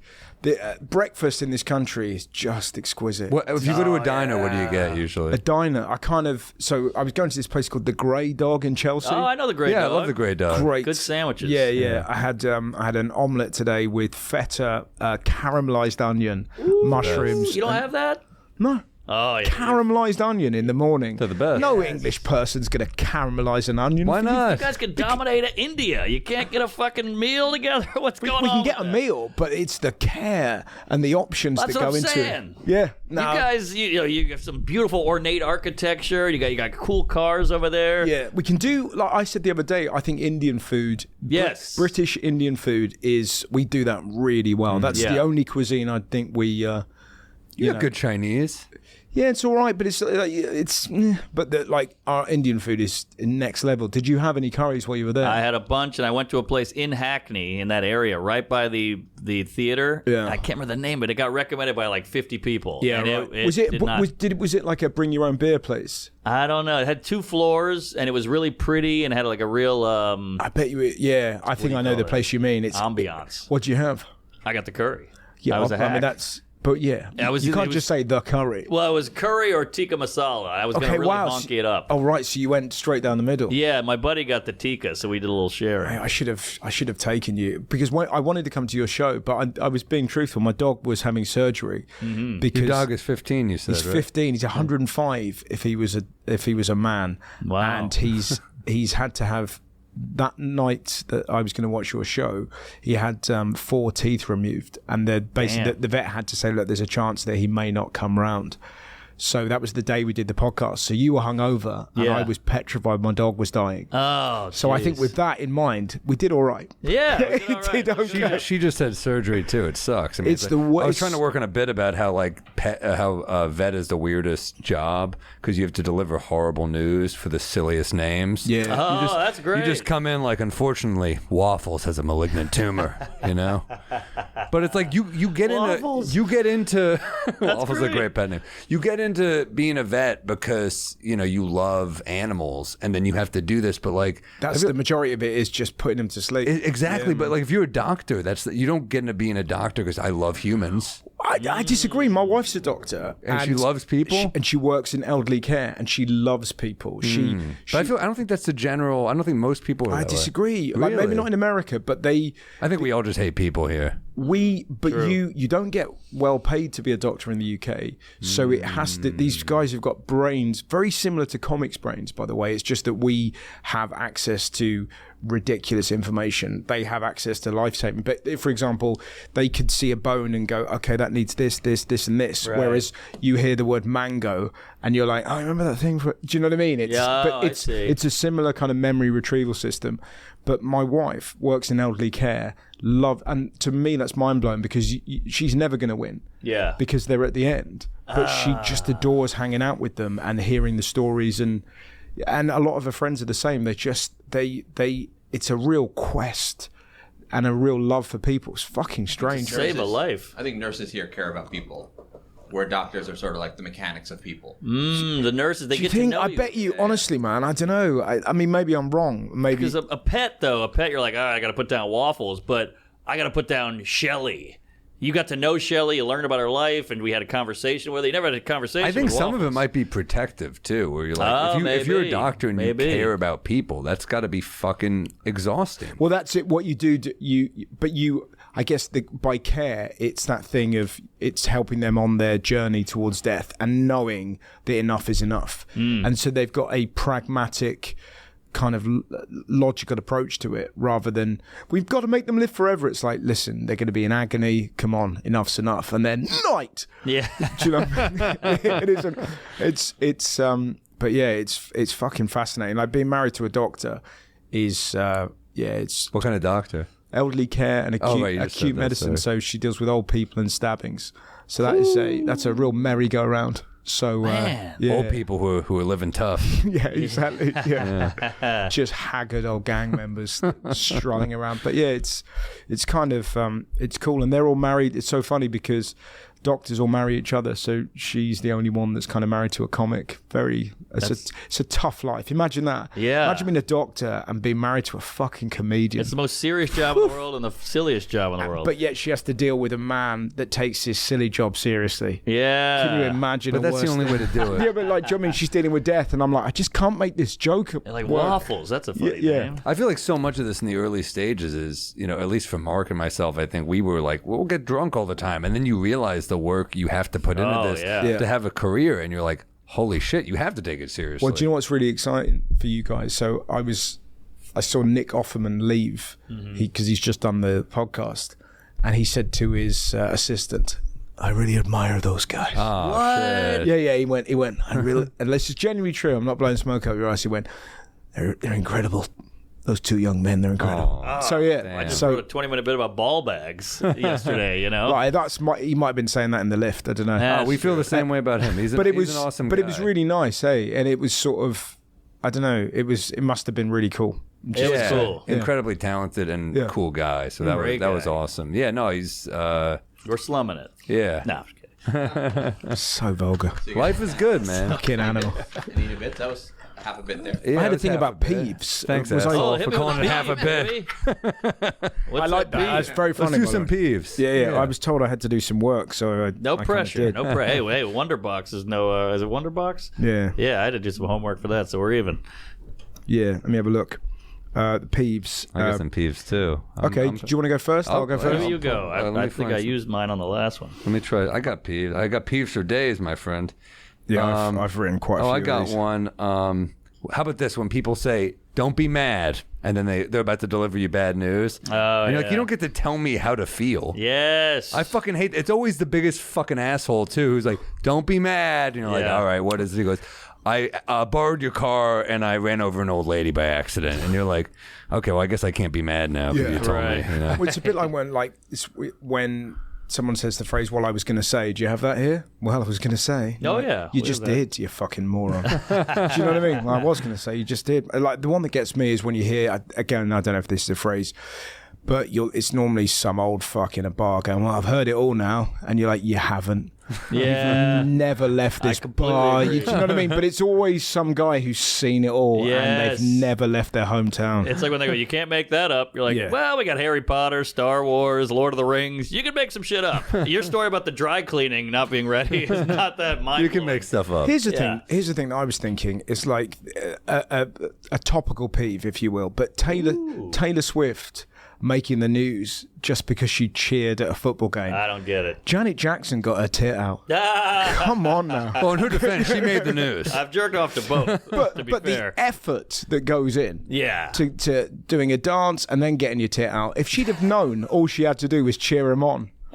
She is the That's my biggest. point. I mean, you know what? It's the Be biggest. careful here. Be really careful. I know. The Dude, her Swifties fans. still come after you. I actually I was actually about to compliment her. She's the biggest star in the world for touring right now. Yeah. We So hadn't if had she one does, like so this. if she does, it is funny to watch the NFL just like bow down to her. Like Oh, literally, yeah. they realize they're tapping into a whole new fan base. But that's what I mean. But it's incredible. But it's the respect that Americans have for celebrity.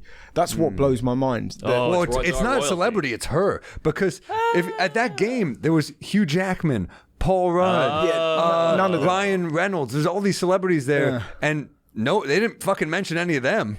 It's Taylor Well, that's 'cause Swift the is like kids above- win. The teens win. They are the most coveted demographic, and Yeah. she's got it. But it just reminded me when David Beckham was first going out with Posh Spice, which I guess is the equivalent of Victoria Oh, right. Beckham. The crowd that day chanted, and there was 80,000 people in the stadium. Does she take it up the arse? Yeah.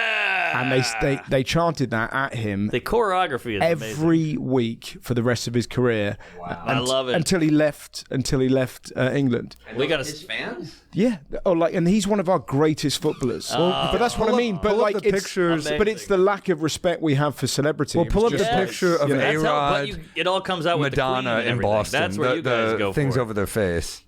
Alex Rodriguez, the baseball player, he hooked up with Madonna, Right. and the fans in the crowd they all have Madonna things over their faces. Yeah. But that's what I mean. You kind of need that kind of humour in. Do you know what I want to see? Because it kept cutting to Taylor at the football.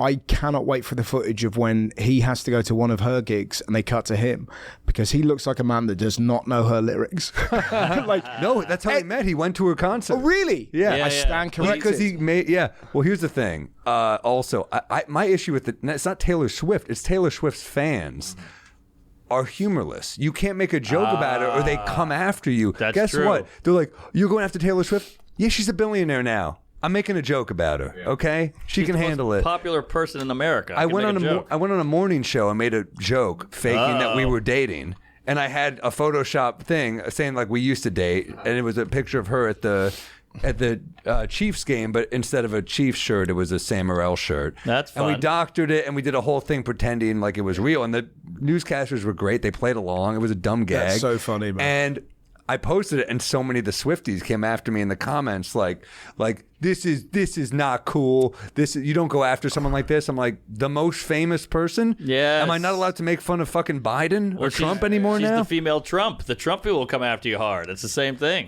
Same hair. weirdly, It's I not did even exactly her. this- It's her. The audience is what I'm saying. Yeah, of course, because she would she clearly has a good sense of humor. You can tell she's got lots of mates. She doesn't take herself her videos are funny, so she can laugh. But Right. it's like you get this. Weirdly, I did exactly the same on the news.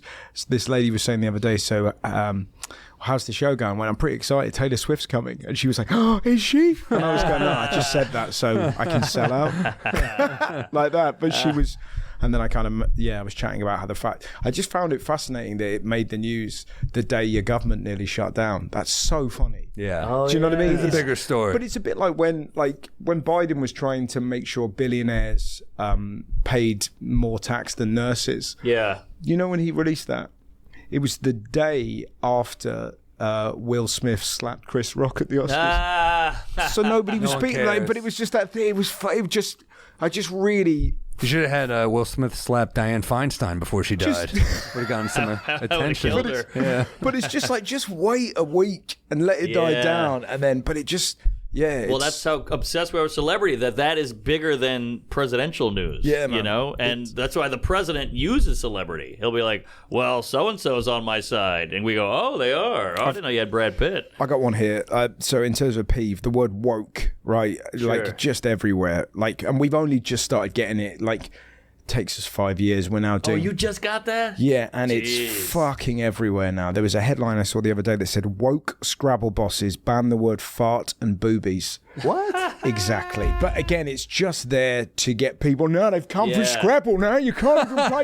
But just First the Mr. idea. Potato Head. Yeah. Then the mermaid. But like the cops are breaking a door down. They're Right, like, look, he's got clit on a triple letter. It's just so ridiculous. By the way, a guy playing boobies and Scrabble, and you're just like, I challenge. Yeah.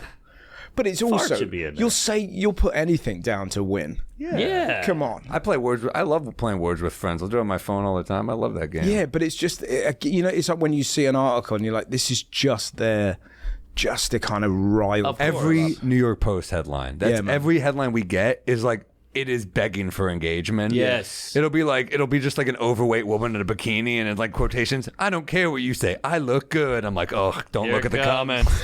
Don't look at the comments. But the comments are now more fun than the journalism. Yeah. You know, but they wouldn't keep doing it if it didn't work. It fucking works, and they get the engagement, and they get the clicks, and they get the advertisers. So it's on us to just stop. But you can't. That's the pickle. You can't. It's just so difficult to kind of addictive. leave it alone. It's like, no matter how many times something says, you won't believe, you will not believe what Tiger Woods' wife looks like. I can't not click on it. I do it Like, too. yeah, but that's the problem. And I will believe. But I just have. It's. But what sometimes is they're that? lying. Sometimes it'll be like, It's all lies. no, It's but sometimes it's like a blatant lie where it'll be like, you know, She looks great. It'll be like, Yeah. But sometimes it'll be like, Will Smith is dying, and you're like, fuck, I gotta click, he's dying, and then you click on, you're like, and then you're like, oh, it was a fake Yeah, article. for an orange juice like that, and then it's just kind of like 800 ads. Yeah, in for to get to Fanta. that.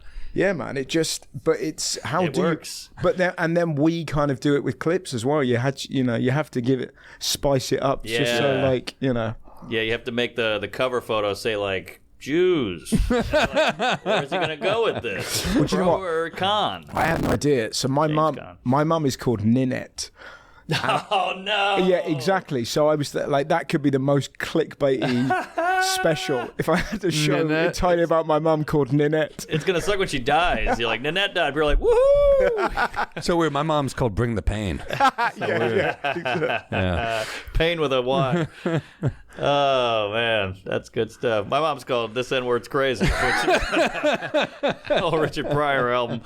But Do you know what? Here's another one, a topical peeve. please, I forgot So mine. just little drips. I keep getting like walking around New York. These just little bits of, I don't know whether it's Oh yeah. water or kind No of one knows what they are. rain or spit or piss but it just makes Usually me it's feel, from the air conditioner. Usually. but it's just the most visceral anger at a city. Do you know what I mean? It's just one little plop, plop, Yeah. and you're like, the fuck And your is brain goes in a million. What fluid was that? You yeah, just start and my brain is spiraling. just like, is it fentanyl? Is it Yeah. fentanyl? That's what, like, Is it the amount liquid of, acid? mate, I was in LA and I was like pressing, the traffic lights to go across, and then I just put my hand on it, and then I was like, oh God, fentanyl, and I just became this weird, paranoid Yeah. British guy that it's just everywhere. The people are just going around and just leaving. We're on just places. sharing everything too. Every subway pole is some guy wiping his ass earlier, or a guy who jerked off, and you can't think about it.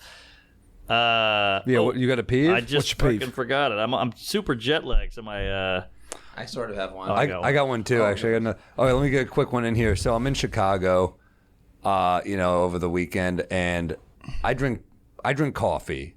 My girlfriend wants a cappuccino always, so I'm at the Starbucks downstairs. So I have to now, when you go to the store, but when you go to, he knows what I'm saying. When you go to Starbucks, they just hand you the coffee. The cappuccino, I now have to wait, and it's a long line, Yep. whatever. Gotcha. Fine with waiting. I'm Clink, getting the clink, coffee. clink. I wait for a long time to get the cappuccino for her.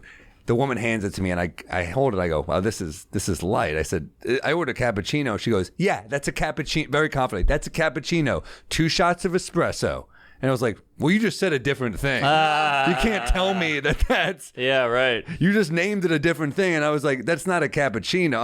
I'm polite, like it's not a cappuccino. A cappuccino is just coffee with steamed milk. That's all it is. But now some fans like Sam Morril, the diva, demands cappuccino. It's not even my call. I'm trying to get it for her. I'm trying to be a good guy. I know. But then she goes. No, I think I know what a cappuccino is, and I'm just like, You work at Starbucks. I go, well, you don't. Oh. And she goes, that's a cappuccino, and I go, thanks for the cappuccino. I'm like, I'm done. I'm not going to keep arguing No, about what this. can you do? So I leave and I hand it to her, and my girlfriend goes, this isn't a cappuccino. I'm like, thank you. Take it up with it the now old she's lady. upset. Bum, bum, bum, bum, bum, bum. It just feels Yeah, like. right.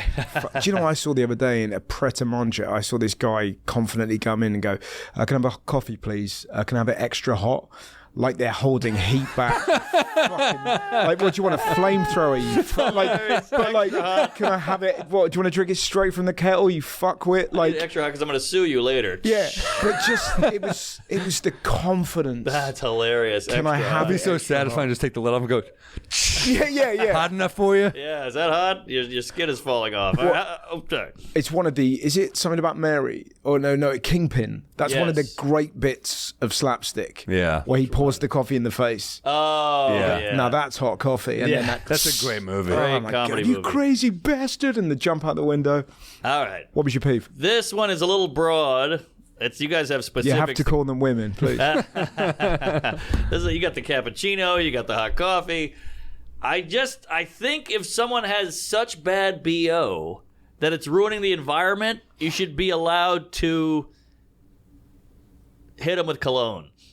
Because As in spray them. yes, Okay, not hit them with the bottle of exactly. Cologne Collage. can be unbearable too. I'm thinking more like a body spray or something. Okay, all right. Give me some Axe or Febreze Yeah. because the flights, the Ubers, I'm like, you're ruining the whole trip. You're ruining, like, you can stink. That's fine, but now it's secondhand stink. Yeah, sure. So we're taking it in because you don't want to shower or wear deodorant. Yeah. It's not fair to the other people. I pulled a move once on a flight, or this is such a dick move, but I wanted to sit next to my friend, and I was sitting next to the smelliest person ever. and my friend was across, like diagonally. So I said, "Oh, I'm sorry. Do you mind switching with me so I can sit next to my friend?" And the woman goes, "Sure." And she moves over, and I just see her turn back when she smells and look at me, and I was just like, "What are you gonna do, though? Can't really do anything. It's Are you gonna say he's too smelly? No, you're not." Exactly. So I won. It was a dirty move, but it's a dirty game too. Yeah, it's like abortion or whatever. Your body, your choice, but now you're affecting my life with your stink. I know. I think if you think the person's gonna be a shitty father, you should be allowed to abort their kid too. Oh, I'm fine with Yeah, that. secondhand. Sure, but that's, I mean, how long are we judging them for? Do you know what I mean? You can't, like, on a... 3 minutes. But if you've seen them in the waiting room, like, I mean, do you know what I mean? I talk about, that's the ultimate version of the Larry David look and curve. Where you're just kind of giving it the eyes. Like He carries around body spray. I carry around a clothes hanger just in case. I'm with you, man. It's that thing. It's that. He's like, wearing an affliction shirt. No kid. Get rid of him. you know when you hear someone make that noise? Oh, dude, I'm with you. But that's another one in terms of like I'm with you. anything like that where you're like, I should be allowed to beat you to death. You nailed it. That was a good RFK Jr. impression you just did. But yeah, no, I'm with you. The loogie hawk guy. But just Get outta it's here. that weird kind of, this taxi driver was doing it from JFK, just the whole journey, and you're like, it's actually I think it's called misophonia. My mate's just written a book on it. It's like everyone has certain noises that just, do you know what I mean, that make you want to just pang them in the face. And maybe you've got it with smells. My girlfriend has it. She calls it talking. But yeah. Sorry. What No, was certain that? people, like, there's certain sounds that make me crazy, and But apparently that's it. It's misophonia. You'll have like, whether it's just, you know, like the classic one would be the kind of nails on the chalkboard. I feel like everyone hates that, though. Yeah, right. Yeah, exactly. I mean, to the point where if you don't mind that, that's a good way of seeing whether or not somebody should be allowed to be a father. Do you know what I mean? If you could sit through that and you're like, I don't hear anything, you're like, okay. That wasn't that bad. Yeah. He's going to raise a killer. But we cut your peeve off now. So. Sorry, man. It's the first time I ever saw this week hentai porn. Oh, the Asian drawing, illustration porn. Yeah, but it was more of a video. You fucking culture vulture. Look at you. Is this like when you see like Lois from Family Guy naked? Is that what that is? No, it's more like Asian Anime porn. Right. And they blurred the vagina. And Interesting. In the animation. Yeah. That's messed up. This guy's trying to come over here. He can't see the. Right? Wow, but that is, maybe it's the guy. And who do you write to? He leaves a comment. This is despicable. So just writing into the New York Times. Do you have that? Do you have the? We have a show in the UK called Points of View, where a TV presenter will read out the weekly complaints of British people about TV. Oh, that's fun. And it's mesmerising. But I feel like Yelp. that's what you need. You don't have Yelp, do you? We have Yelp, but this is on TV. Oh, so you would that's have a like great kind idea. of. So, Mary from Woking was very upset with this week's episode of Gardener's World.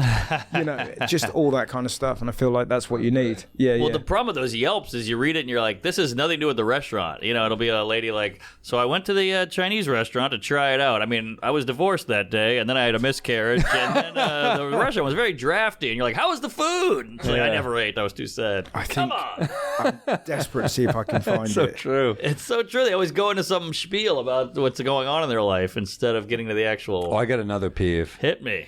Okay. People who are, this isn't entirely fair, but people who are really energetic morning people just piss me off. Well, this is it. But hey, fucking amen. And which is every single DJ. DJs in the morning. But no, radio DJ. That's what I mean. I thought you meant that guy. Every single DJ in the morning that radio. Hi, how are you? You know, true. the world over. So true. And yet not one like you two. This is how people should talk in the morning. Yes. It's just like, oh, how you doing? You're right. Yeah, another day of work. It's gonna You're right. be tough. So much, they're always yelling. They have sound effects. Auga. Yeah, it's early. And we're going to do a funny phone in. Yeah.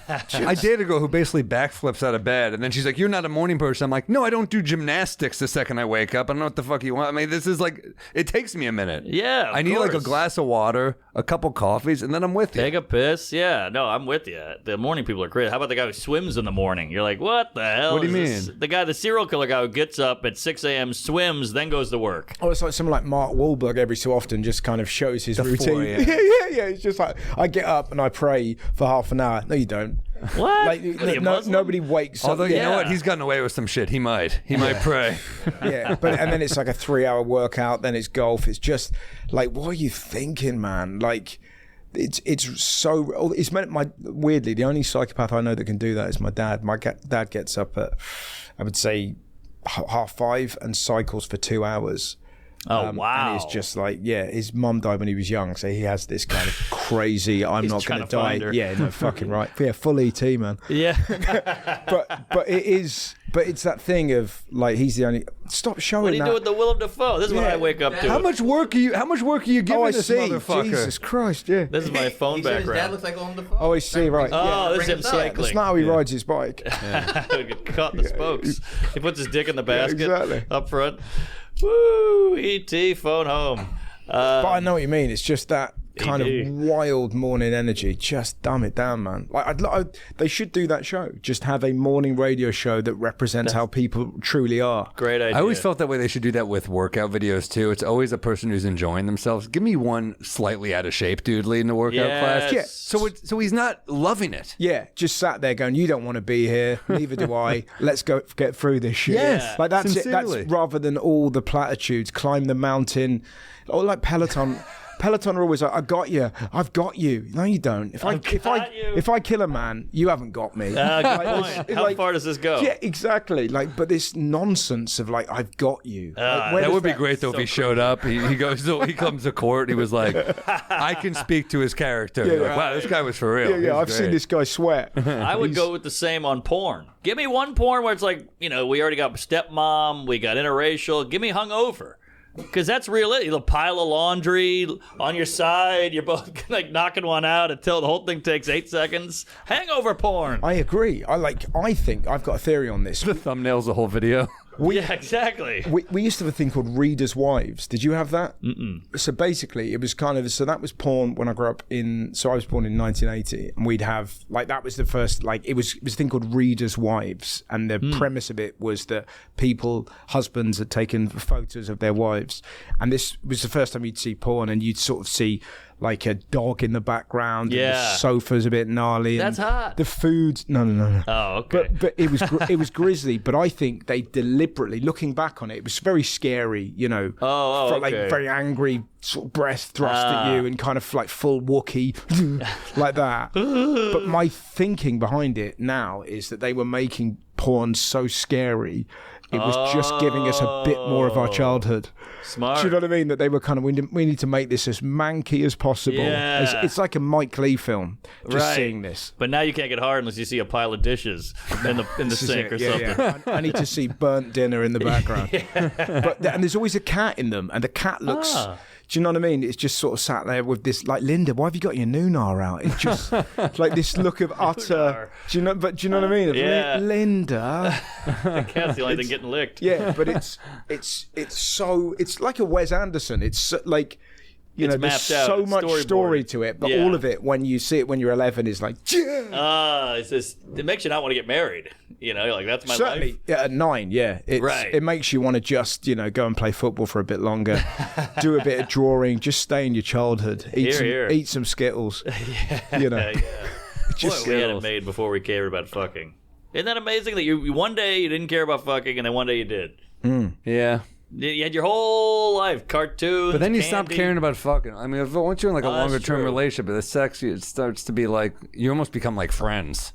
Yeah, you got to go to a sex club. Yeah. It's the Yeah, only way. I still stand by that being a peculiar move. So Mark told me that he'd just been to a place called the Kit Kat Club That's it. in Berlin, which is a sex club full of German people. Now, the German, as I said, the German accent is a tough thing to hear. Not hot. But when they're orgasming, that is that is a cacophony of Schleiger. Do you know what I mean? Like, Oh, you're scaring him. fucking right. But can you imagine, that or the South Africans? A white South African man orgasming must be one of the worst noises you can Well, hear. Elon Musk does it a lot. He's got 74 kids. 4? He's got like 9, doesn't he? I said 74. Oh, okay. You know you got too many kids when you gotta name one like Quico 9000 or whatever. They all have crazy names. He's already used up Jeff and Bob and Rudy. He's already up to numbers. He's got more kids than tweets. It's ridiculous. Who do you think you are, Nick Cannon? Oh, there you go. That's you, look. Oh, jeez. That's another one. What is it? What are people thinking? I don't know. They got With that photo? Or? like there's so many things going on. Oh, those tights were hard to get on. That is an album cover. Mark there. can get out of those. Nick Cannon's got 13 kids. Yeah, You're that's stuck. a good point. Did you wear eyeliner? I did. It works, eh? I felt bad. Like I got curly hair, so it's not really menacing or sexy. So I feel like I had to do something to my face. It sort of looks. That's the thing. You've committed there. That's what I would say. Do you know what I mean? If you're going to go to a leather club, you got to dress the part. You just can't.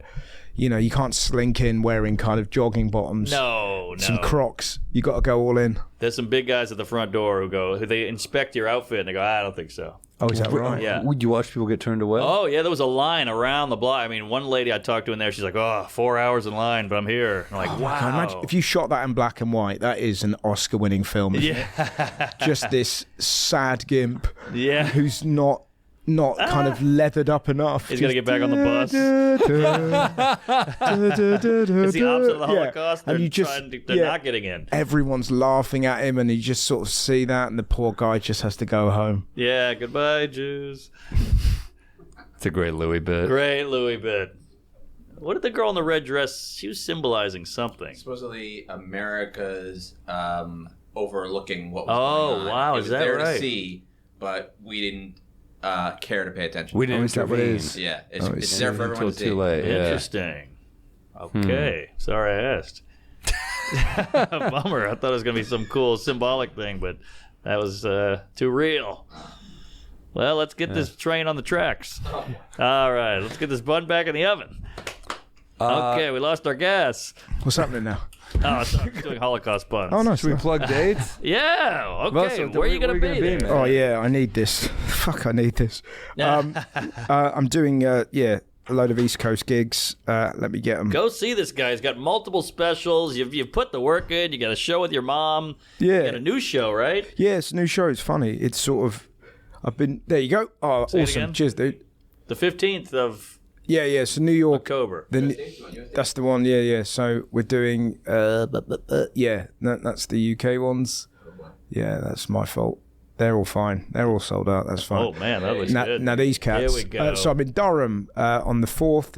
Charlotte, Washington. I've done the Carolina Theater. That's awesome. Yeah, room. they're kind of nice rooms. I'm excited about it. I just need The people. Warner Theater is epic, man. You'll get people. People Yeah, will come out. it's sort of getting there, but it's Well, so. let's go. This comes out next week, right? So let's get go. It comes out on the 15th. Okay, sweet. So yeah, I'm doing St. Louis. Am I doing that right? Or St. Louis? Thanks. St. Louis, Boston, Detroit, Indianapolis, Cincinnati, and Cleveland. And then I'm off to Dubai on the 11th. Wow. Yeah, that'll be fun, man. And then Oh, you got Hilarities in Cleveland. That's one of my favorites. Yeah. It's sort of, that's the only comedy club we're doing, annoyingly. Last time we did quite a few, and they were really, we did, what's that amazing club? It's really small. What town? It's in Denver. Oh, Comedy Works. That's a great gig, isn't Great it? club. One of the best. Wowzers. Oh, I got to give a rec. Michelle Wolf. I watched her special. Yeah, it's great. Great. I gotta watch. It's killer. Michelle. And She'll be on here soon. She'll be on here. She did like the Comedy Works, Madison on State, Comedy on State, Yeah, and it's a- Philly Helium. I saw her at Leicester Square in London a little while ago, and it was pretty much the same show. But sort of doing it over 3 sets is kind of interesting as well. It's kind of quite a cool way of doing it, you know? Cool way to break it up. I really enjoyed it. And you never get bored because you're like, oh, now we're in a new place, you know? So it kind of kept it fresh.